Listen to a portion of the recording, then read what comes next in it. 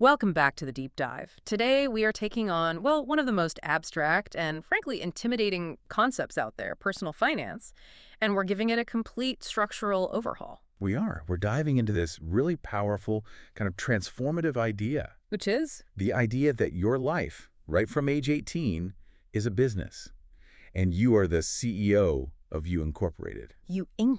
I like it. And it's so much more than just a catchy phrase, right? Oh, absolutely. The source material we looked at makes it clear.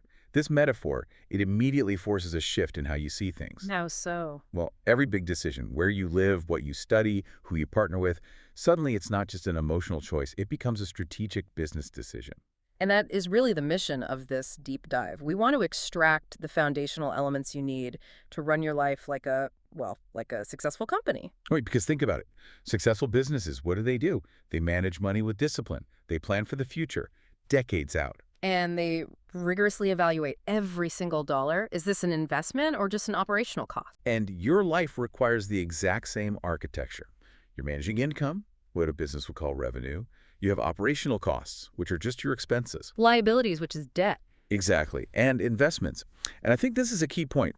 We're not just talking about the stock market. You're investing in your education, in housing, in relationships. In your own health, mental and physical. All of it. Yeah. And when you treat these big life decisions like strategic business choices, you get immense clarity and, maybe more importantly, you get control. Okay, I'm sold. Let's unpack this business plan for life. So every great company starts with its reason for being, right? Its philosophy. It's mission statement. Yeah.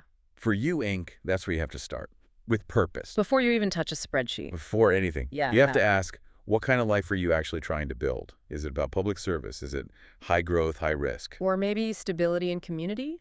Or just maximizing travel and experiences. Right. And your personal mission statement, it defines those values. Yeah. And it should guide every strategic decision you make later on. Can you give an example of that? Sure. Let's say your mission is deep community engagement. Well, then choosing a high-paying job that has you on a plane 80 hours a week, all alone, that's a fundamental breach of your own strategy. That makes perfect sense. Okay, so purpose is defined. Then we move into targets. A corporation needs targets for the quarter, the year, the decade. And for You Inc., the sources really emphasize a structure of 3 goal categories. 3 categories. Why is that important? That segmentation is just critical for staying focused without, getting completely overwhelmed. So we start with the short-term goals. Okay. These are the immediate milestones you need to secure your foundation. Think finishing school, landing that first steady job, or saving that initial $5,000 emergency fund. These are the wins you need in the next, 12 to 24 months. Exactly. Then you scale up to the medium-term goals. This is the expansion phase. Where you use that stability to grow. Precisely. This is where you make bigger investments. Buying a reliable car, which is a transportation asset, moving out of a shared place, or funding a big trip that, builds your human capital. These are usually 2 to 7 year plans. And then finally the big one, the long-term vision. This is the definition of success for the life of the enterprise. Owning a home, raising a family, if that's in the mission, and achieving financial independence. I noticed you said financial independence, not just retirement. Why the distinction? It's a subtle but really profound difference in control. Retirement, traditionally meant you rely on pensions or state funds. Right. FI, or financial independence, means your assets are actively generating enough income to cover your living expenses. It gives you true strategic control over your time, whether you're 45 or 75. But just having a list of goals isn't enough. It can't just be a wish list. It needs a strategy. That's the core of it. I find this part fascinating. What separates a good life strategy from just a wishful plan? Well, a static plan says, I want a house in 10 years. A dynamic strategy says, I will save X dollars for a down payment by year 5. It has timelines, milestones, and crucially, it's ready to adjust. So if the housing market goes crazy, Your strategy has to pivot. A dynamic plan anticipates changes in interest rates, your income, even your personal mission. It has contingencies. so let's look at the whole operational window for You Inc. The sources map out a full life timeline from age 18 to 90. That's the strategic runway we're managing. It's the full scope. And it's broken into phases. Education, moving out, building your career, Marriage, family, buying a car, buying a home. raising kids, peak income years, travel, retirement, and then, aging and legacy planning. And the key insight there is that each phase requires a totally different financial posture. Completely different. You shift from aggressively building human capital in your 20s to managing major debt in your 30s, and then finally to preserving capital in your 60s. The risk profile is always changing. It's a lot to manage. Okay, so vision is set. The next tactical step has to be the day-to-day. The operations, yes. That takes us to your first P&L statement, Section 2, the startup phase, kicking off around age 18. This is the startup reality. It is. You are resource constrained, Mhm. you have limited income, maybe a lot of student debt, but you also have massive potential. And the difference between success and failure here is just mastering basic cash flow. If you fail at cash flow, your growth capital just evaporates Right. instantly. So we have to define those initial operational costs. What are the essential budget categories when you're just starting out? You have to be ruthless here. Your core operating expenses are rent or living costs, transportation, so car payment, insurance, gas, education or training, and then the basics, groceries, phone, internet, These are your non-negotiables. the fixed costs you have to cover every month, no question. But I appreciate that the source material also brings in what a business might call employee morale. We have to budget for fun. You have to. A budget with zero allocation for enjoyment is just unsustainable. It invites failure. So fun is a calculated expense. It's an essential, calculated expense, not an afterthought. It's for retention, motivation, mental health. Okay, but the real test is the profit and loss statement. How does You Inc. define profit? Simple. Your monthly income minus your operating expenses. That equals your profit or your surplus. And that number is probably the single most important metric in this startup phase. It is, because that surplus isn't just disposable income for you to spend, it's your retained earnings. And those retained earnings, that surplus, that's the growth capital for your future. Precisely. That surplus is what funds your strategic goals. Savings, investments, travel, retirement. And the critical rule in this phase, Avoid high-interest debt traps. Credit cards, payday loans. Because that kind of debt acts as a massive drag on your future growth capital. Every dollar spent on interest is a dollar that can't compound for you. Okay, so as You Inc. stabilizes, we move into Section 3, the CFO mindset. The business is growing, and we start taking on major assets and liabilities. Or what most people just call major life decisions. And the risk profile changes completely here. Totally. These are huge multi-year contracts that you have to evaluate with cold, hard logic, even when they feel emotional. They have massive upfront costs, ongoing operating expenses, and huge long-term impacts on your balance sheet. So what are the big four investments that need this CFO level of scrutiny? The sources are pretty clear on this. Buying a car, purchasing a home, starting a family, and owning a pet. A pet, really? Oh, yeah. Think about it. It's not just the purchase price. It's vet bills, food, insurance, the opportunity cost of your time for maybe 15 years.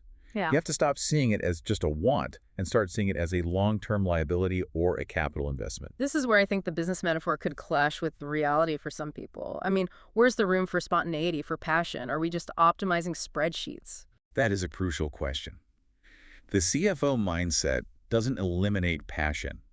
It quantifies the impact of that passion. It quantifies it. Okay. It means you use analytical tools before you commit. You use spreadsheets, financial forecasts, you do scenario planning.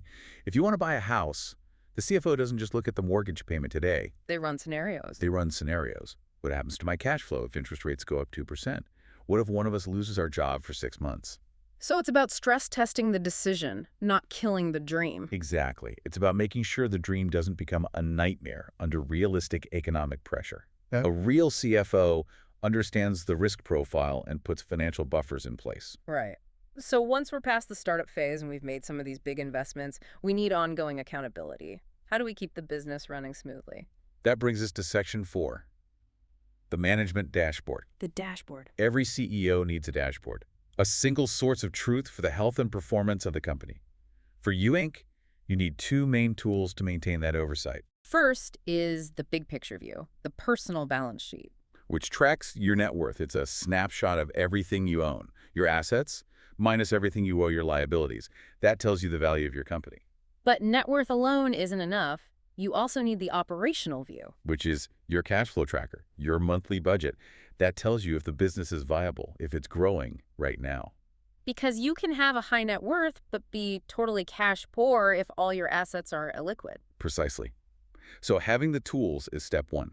Step 2 is watching the key performance indicators, the KPIs. These are the specific metrics we use to audit our performance against our mission. Correct. And the sources highlight 3 that give you a quick, accurate read on your financial health. First, your savings rate. The percentage of your income you're keeping and investing. Yeah. Many experts say aim for 15 to 20% of your gross income. That's a solid benchmark for being on track for financial independence. Okay, what's second? Your debt ratio. This measures how much debt you have relative to your income. A good one to watch is your debt-to-income ratio, or DTI. Lenders like to see it under 36%. So if your DTI is climbing up past 40%. The dashboard is flashing red. It means too much of your revenue is going to service liabilities, and it's starving your growth capital. And the third KPI. The size of your emergency fund. This is your operational reserve. Should be 3 to 6 months of essential living expenses. If it's too small, your risk management is poor, and the business could collapse after one unexpected shock. Speaking of shocks, risk management is central to this whole CFO mindset. Absolutely essential. Yeah. It starts with insurance, of course, protecting your health, your income, your home. But it goes beyond that. You need backup plans, financial buffers. Like a career pivot fund. That's a great example. Money set aside specifically for retraining or covering expenses during a job search, and it's separate from your main emergency fund. It gives you strategic flexibility to handle a recession or a job loss without panicking and making a bad emotional decision. Now, I know the source material mentioned a really comprehensive dashboard model for people who want to take this to the next level. It did, yeah, and the full model is fascinating. It's this whole system from age 18 to 90 with detailed cost assumptions for everything. But what's really valuable are the insights you can get from its dynamic nature. The toggles and scenarios. So it's not just a checklist, it's a forecasting tool. Exactly. For instance, one surprising finding was how a small thing, like a sustained 2% increase in inflation with stagnant wages, could push back a target retirement age by 3 years, even for a high earner. That level of insight is what makes this so powerful. It really moves you from just calculation to genuine foresight. Okay, let's look at the finish line. Section 5, the exit strategy. Every CEO has to plan for the eventual transition of the enterprise. And we view retirement planning as exactly that, a business planning its exit. It's not just about stopping work. It's about shifting the company from the aggressive growth phase to the distribution and fulfillment phase. So what are the key focus areas for planning this final phase of U Inc? You have to plan for several things at once. Securing your retirement income is number one, obviously. But you also have to accurately project future health costs, which often spike later in life. You need to fund your travel dreams, the fulfillment part of the mission. Yes. And you absolutely must do proper estate planning. You have to ensure your assets are managed and distributed according to your final mission statement. And estate planning is so often the most neglected part of the whole plan. It is. Yeah. But it's central to leaving a legacy. And your legacy can be financial, for family or causes you believe in, but it can also be non-financial. Mentorship, values, knowledge. The final phase is about maximizing the impact of the life you built. This whole discussion just fundamentally reframes personal finance. It takes it from a series of reactionary chores. And turns it into a cohesive, strategic business plan. That's the core shift, isn't it? The thing we want you to take away today. You're not just a student or a worker or a consumer. You are a dynamic enterprise. You have an income statement, a balance sheet, and a detailed strategic plan. You're the CEO. And running U Inc.